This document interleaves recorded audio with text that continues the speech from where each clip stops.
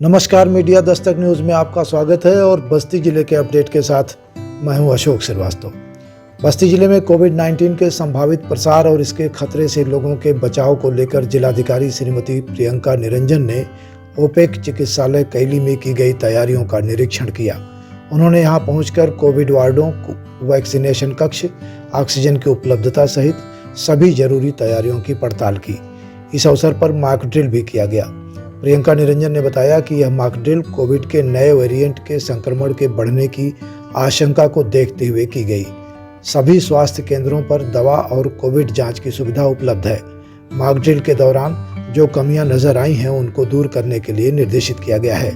Medical college को level 2 और 3, CHC को लेवल 1 का अस्पताल बनाया गया है। लेवल 1 के अस्पताल में हल्के और बिना लक्षण वाले तथा लेवल 2 के अस्पताल में गंभीर मरीजों को भर्ती किया जाएगा। सुनिए जिलाधिकारी को अब्दुल कलाम की रिपोर्ट। आज विभिन्न चिकित्सकीय संस्थानों में जो कोविड के लिए तैयार किए गए हैं, मॉक ड्रिल का आयोजन किया गया था। इसमें कोविड को लेकर विभिन्न तैयारियों की समीक्षा की जानी थी। जो भी कमियां पाई जाएंगी उनका जो है वो तुरंत सुधार करके, और कोविड जैसे कि हम देख रहे हैं केसेस हमारे निरंतर बढ़ रहे हैं, एडवाइजरी भी जारी की गई है। लोगों को कहा भी गया है जितनी हमारी पहली, दूसरी और तीसरी वेव किसमें हमने तैयारियाँ की थी उन्हें पुनः सक्रिय किया जा रहा है और सभी व्यवस्थाओं को दुरुस्त किया जा रहा है।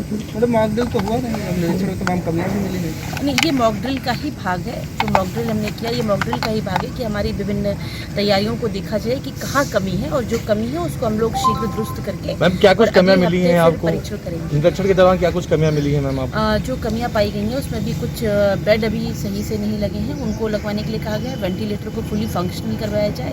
इसके अतिरिक्त यदि कहीं पर अन्य व्यवस्थाएं भी करनी है, कुछ आधार संरचना की मेंटेनेंस से संबंधित व्यवस्थाएं वो भी करनी है, तो उन्हें भी पूरा करने के लिए दिशा निर्देशित।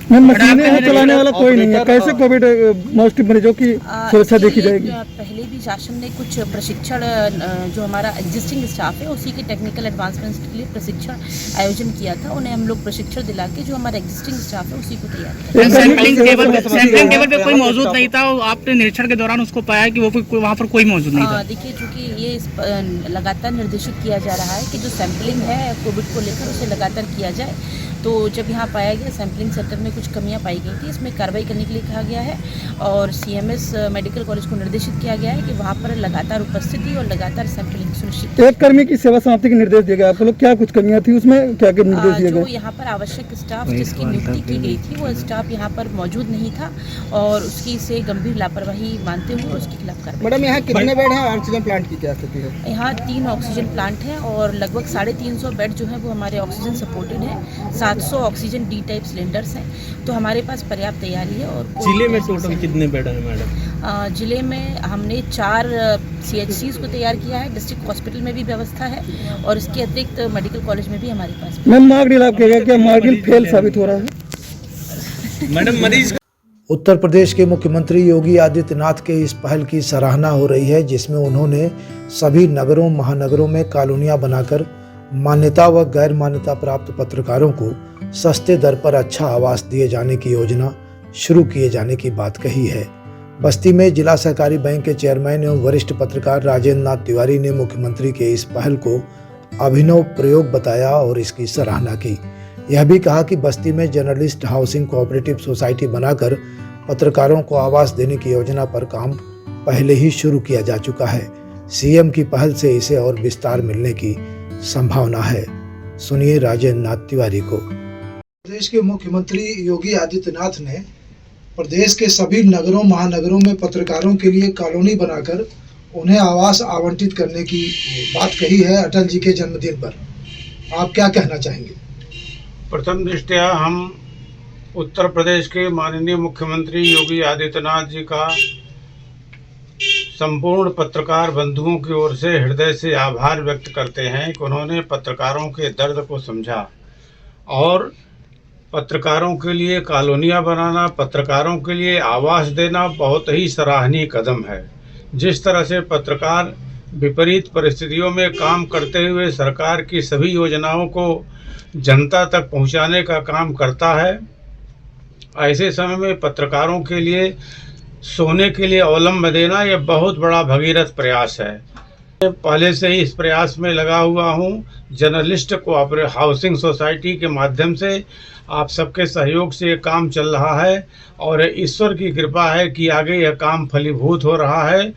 वे पत्रकार जिनको मान्यता है वे और नहीं है वे सभी लोग ये वतन के नीचे रह करके अपने परिवार का अपना भरण पोषण कर सकेंगे और पत्रकारिता के शुचिता के पर्याय बनकर काम करेंगे। पुनश्च मैं एक बार योगी आदित्यनाथ जी को, उत्तर प्रदेश सरकार को, सभी पत्रकार बंधुओं की ओर से हृदय की गहराई से उनके प्रति आभार व्यक्त करता हूँ। सरकारें आई और गई, लेकिन किसी सरकार ने इतने बड़े पैमाने पर पत्रकारों के हित में कोई इतना बड़ा फैसला नहीं किया। क्या कहेंगे? देखिए, शाम का दिन भर का बोला हुआ शाम को वापस आ जाए, कोई बात अच्छा माना जाता है। केंद्र में योगी, केंद्र में मोदी और प्रदेश में योगी तमाम अभिनव प्रयोग कर रहे हैं। उसी प्रयोग में पत्रकारों के दर्द को समझ करके उन्होंने ये काम किया और हम उनके प्रति आभार व्यक्त करते हैं। और इस तरह से तमाम और प्रयोग आते रहेंगे, काम होते रहेंगे। सुधी और बुद्धिजीवियों के लिए आवास देने का प्रयास अत्यंत सराहनीय है। बस्ती जिले में हरैया तहसील एवं नगर पंचायत कप्तानगंज के ग्राम नकटी तेई बुजुर्ग में जिलाधिकारी के निर्देश पर उप जिलाधिकारी गुलाब चंद्र एवं हरैया विधायक प्रतिनिधि के उपस्थिति में कड़ाके की ठंड को देखते हुए दिव्यांगों, गरीबों और बेसहारा लोगों को कंबल बांटा गया।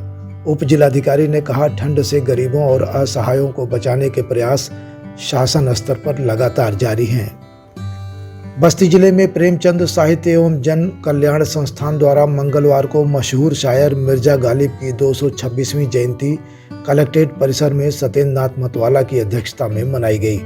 मुख्य अतिथि डॉक्टर वी.के. वर्मा ने कहा कि मिर्जा गालिब का जन्म 27 दिसंबर 1797 में आगरा के कला महल में हुआ था। गालिब मुगल काल के आखिरी महान कवि और शायर थे। मिर्जा गालिब के शेर भारत में ही नहीं बल्कि दुनिया भर में मशहूर हैं। बस्ती जिले में साऊ घाट विकासखंड के ब्लॉक सभागार में जल जीवन मिशन के तहत हर घर जल योजना अंतर्गत 2 दिवसीय प्रशिक्षण दिया गया।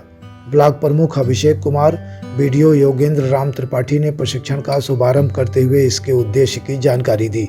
बीडीओ ने बताया कि इस प्रशिक्षण के माध्यम से विकास खंड के प्रत्येक ग्राम पंचायतों के 2-2 व्यक्तियों को प्लम्बर और पंप ऑपरेटर का प्रशिक्षण देकर उन्हें प्रशिक्षित किया जा रहा है, जिससे गांव में ही रोजगार उपलब्ध करवाया जा सके। आज की खबरें यहीं तक। कल के अपडेट के साथ हम फिर हाजिर होंगे। तब तक के लिए नमस्कार।